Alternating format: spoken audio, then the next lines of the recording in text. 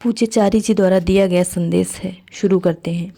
हम अक्सर आत्मनिरीक्षण की बात करते हैं, दुनिया भर के दार्शनिक आत्मनिरीक्षण की बात करते हैं, पर क्या वे यह समझते हैं कि आत्मनिरीक्षण होता क्या है? क्या यह केवल एक मानसिक अभ्यास है या आध्यात्मिक अभ्यास है? हमारे लिए सहज मार्ग में यह एक आध्यात्मिक अभ्यास है जो मूर्त रूप से ध्यान की क्रिया है। अपने अंदर देखिए, अपनी आंखें बंद कीजिए, अपनी इंद्रियों को बाह्य संसार से खींच लीजिए। अपने टेलीफोन की घंटी को मत सुनिए, क्योंकि इसे ऐसे समय पर नहीं बजना चाहिए। अपने परिवार के बारे में मत सोचिए, अपने मित्रों के बारे में मत सोचिए, अपने शत्रुओं के बारे में मत सोचिए, क्योंकि उनका कोई अस्तित्व नहीं है। वे हैं क्योंकि उन्हें आपने बनाया है। उस परमानंद के क्षेत्र में गहरे उतरिए जिसे कुछ भी भेद नहीं सकता। और आप अचानक आंखें खोलते हैं तो विस्मय करते हैं कि मैं कहाँ था। यथार्थ रूप से आप कहाँ थे? एक अच्छे फ्रेंच, अच्छे रोमानियन, अच्छी रूसी आपका ध्यान में कहाँ थे? रूस में? बिल्कुल नहीं, फ्रांस में, अपवित्र विचार में। तो आप ध्यान में कहाँ होते हैं? आपको कहाँ होना चाहिए? एक ऐसे दिव्य स्थान पर जहाँ आप अपने सृष्टिकर्ता से मिले, जहाँ और किसी भी चीज़ के बिना केवल प्रेम का आदान प्रदान होता हो, जहाँ पर केवल एक एहसास हो, विचार नहीं, जिससे कि आपके जीवन में अंततः केवल अनुभूति की प्रधानता हो, भावावेश की नहीं। हम में से अधिकतर लोग प्रेम और आवेग के बीच गलत फहमी कर बैठते हैं। आवेग या भावावेश एक धुआं है, प्रेम एक अग्नि है जो अगर सही तरीके से जलती है तो कोई धुआं नहीं उठता।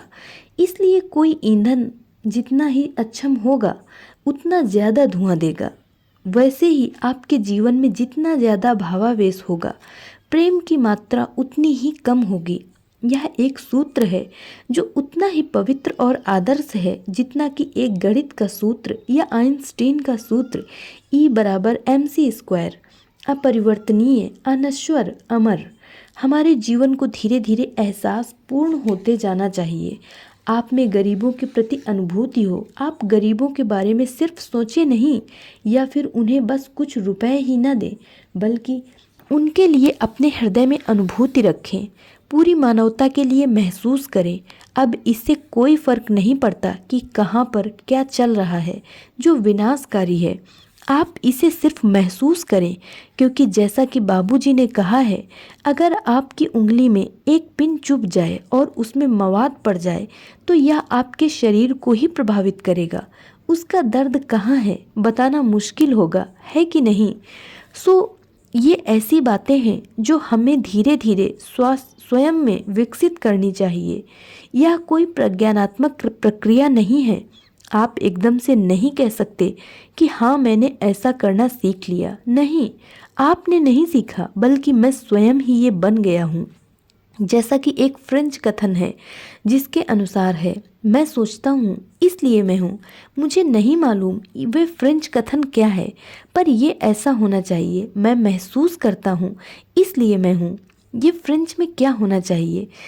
इस सुंदर दार्शनिक कथन में यह बदलाव आना चाहिए जिस पर फ्रांसीसी इतना ज़्यादा निर्भर करते हैं। मैं महसूस करता हूँ, मैं हर एक के लिए महसूस करता हूँ, मैं अपने परिवार के लिए महसूस करता हूँ, मैं संसार की हर वस्तु के लिए महसूस करता हूँ। मैं अखबार बंद करके यह नहीं कह सकता कि ओह भगवान के लिए आप क्यों इतनी चिंता कर रहे हो, ये सिर्फ टिम्बकटू में हुआ है, इससे हमारा कोई लेना देना नहीं है।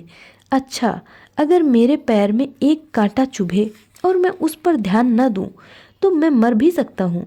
यह मैं अपने व्यक्तिगत अनुभव के आधार पर कह रहा हूँ, क्योंकि जब हम एक बार अपने दादाजी के फार्म पर गए, उनके पास एक बहुत बड़ा लगभग 500 एकड़ का फार्म था और हमारे पास उस फार्म का एक एस्टेट मैनेजर भी हुआ करता था। जबकि लोगों के पास प्रायः जूते चप्पल भी नहीं होते थे और वे नंगे पैर ही इधर उधर घूमा करते थे। यहाँ तक कि हम भी बिना चप्पल के होते थे। किसी व्यक्ति के एक कांटा चुभ गया। वह एक दूर दराज गांव का था जहाँ कोई भी चिकित्सा सुविधा या डॉक्टर नहीं था, और न ही वो लोग ऐसा सोचते हैं कि एक कांटे के निदान के लिए डॉक्टर के पास जाना चाहिए। वह मवाद से भर गया और तीसरे ही दिन वह मर गया।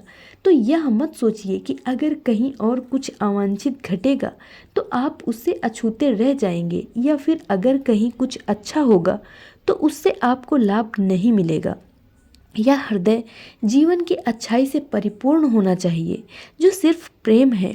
प्रेम ही जीवन का वह गुण है जो आपको भ्रष्ट नहीं करता, या यह उस व्यक्ति को भी भ्रष्ट नहीं करता जिसके पास वह जाता है। आपके इसके बारे में सोचे बिना ही यह दूसरे व्यक्ति तक पहुंचता है। आपको इसे दिशा नहीं दिखानी पड़ती, बस यह पहुंच जाता है, क्योंकि यह चारों दिशाओं में स्वयं फैलता है। जब आप स्वयं प्रेम बन जाते हो तो आप सूर्य के समान हो जाते हो। सूर्य कभी यह नहीं कहता कि मैं सूर्य हूँ, मैं प्रकाश देता हूँ। जब मैं स्कूल में था, एक कहावत हुआ करती थी कि एक ब्रिटिश साम्राज्य में कभी सूर्यास्त नहीं होता। वाह, कितना प्रसिद्ध साम्राज्य! यह एक अंश था जिसे हम कह सकते हैं उस राजसी घमंड का, क्योंकि उस समय सारी दुनिया पर उनका राज था। इसलिए उनके विशाल साम्राज्य के किसी न किसी भाग पर सूर्य हमेशा चमकता रहता था। उनका कहना था कि ब्रिटिश साम्राज्य पर कभी सूर्यास्त नहीं होता। यह कहना तभी संभव था अगर पृथ्वी घूमना छोड़कर एक जगह रुक जाती, तो हम बता पाते कि सूर्य कहाँ चमक रहा है कि नहीं। पर जब तक कि यह पृथ्वी घूम रही है तब तक हम निश्चिंत हैं, सुरक्षित हैं कि यह हमारे ऊपर भी कुछ समय के लिए ही सही पर चमकेगा अवश्य। प्रेम इसी की भांति नहीं है, उसमें कोई बदलाव नहीं आता, उसकी कोई धुरी नहीं है, हर समय निरंतर प्रवाहित होता रहता है। जैसे मीठा हर व्यक्ति के लिए मीठा ही है और नमक हर व्यक्ति के लिए नमकीन ही है, प्रेम हमेशा व्याप्त होता है।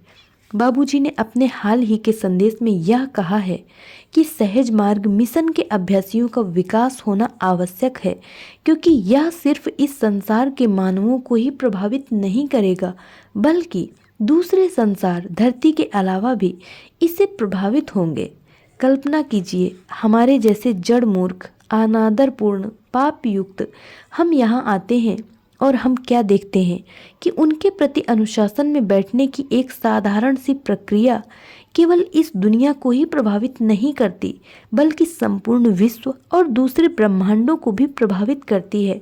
क्या यह बात दूसरी चीज़ों के लिए भी आप लागू कर सकते हैं?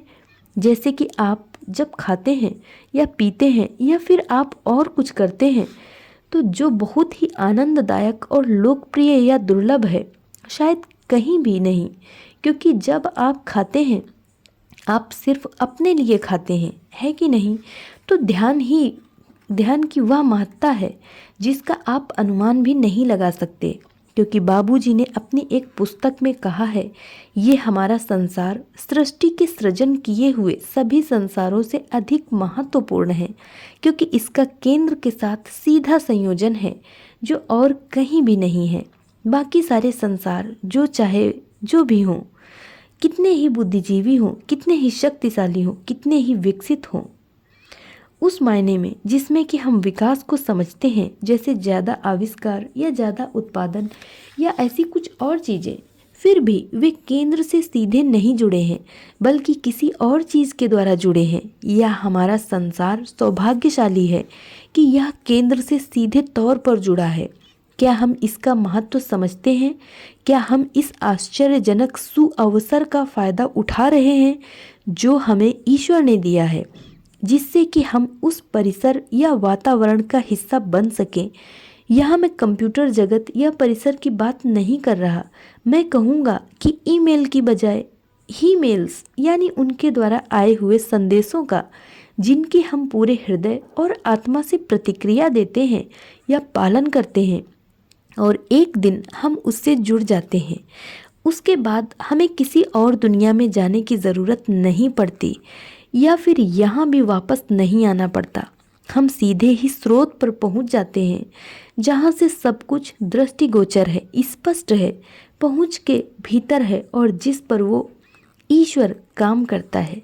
इसलिए मैं आपसे सहज मार्ग की सिफारिश करता हूँ कि आप सभी इसका बहुत ही सावधानी सहित अनुसरण करें। इन संदेशों के वास्तविक अर्थ को ढूंढें और समझें। इन्हें 2 बार, 3 बार, 4 बार या फिर जितनी बार भी पढ़ें, क्योंकि बहुत लोगों ने यह प्रमाणित किया है कि जब आप खुले हृदय से इन संदेशों को पढ़ते हैं, यहाँ कुछ ऐसा है जो आपको संप्रेषण दे सकता है। इसका अर्थ सीधा आपके हृदय पर असर करता है, ना कि आपके मस्तिष्क पर। मैं आप सबके लिए प्रार्थना करता हूँ। धन्यवाद।